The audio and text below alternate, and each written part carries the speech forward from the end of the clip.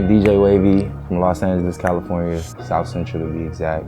Born and raised in Los Angeles. I got into DJing. See, I've been around music all my life. I started playing instruments and kind of making beats or whatnot. I had an uncle who passed away named Michael Mixon Moore, who was on the original 92.3 The Beat. Growing up, kind of seeing him do what he does, kind of on a light level. And then my other uncle, DJ Dents, who's the official Clippers DJ, also on K-Day, big name on the West Coast. Growing up, going to clubs with him, seeing how he rocked parties, how he got like crowd reaction, fans or whatnot, radio. I don't know, I just dove into it deep with him and just kind of my love for music, kind of took it from there.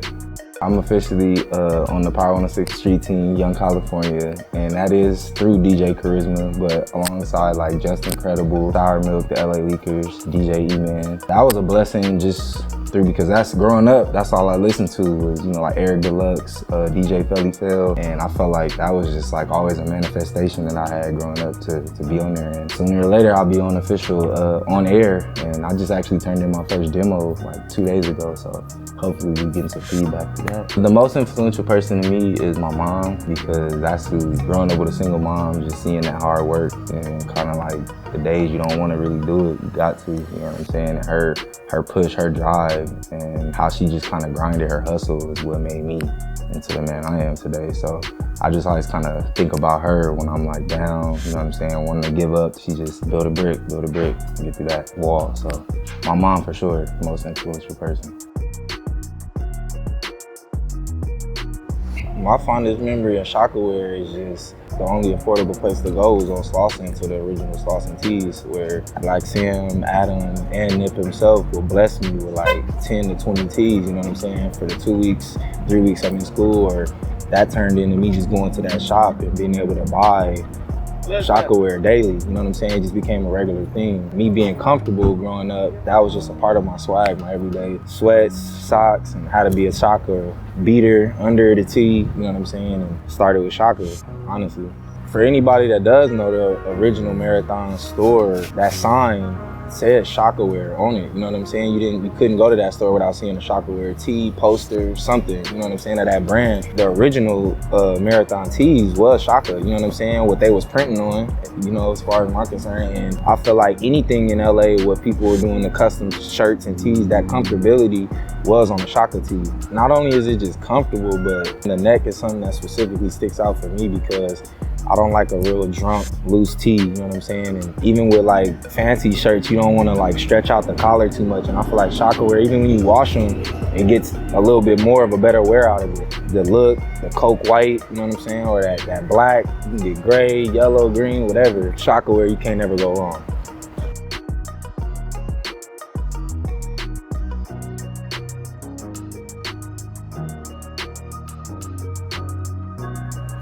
I'm in a relationship with God. I'm the head of the deacon board. And, you know, my relationship with the Lord. Pineapple on pizza, I think that's a go. I'm not gonna order it every time, but I don't have no problem with it. Kanye, as far as we talk producer world, he's a musical genius. And just his whole, I mean, no disregard to Drake, I fuck with Drake too, heavy, but Kanye's, his every way how he's moving is an expression of maybe that pain or something that he's going through, and that's the way he's expressing himself. I think the craziest thing is I damn near got beat up by a stripper because I was in a relationship at the time, and I don't know, she was kind of drunk, a little loaded, and I told her I was in a relationship. And I may have said some other things like, I don't need you, I have my own girl or own queen at home. Next thing I know, I got a right hook, a Red Bull on my face, scratches to the throat, all type of, that was probably the craziest because I got spit on too.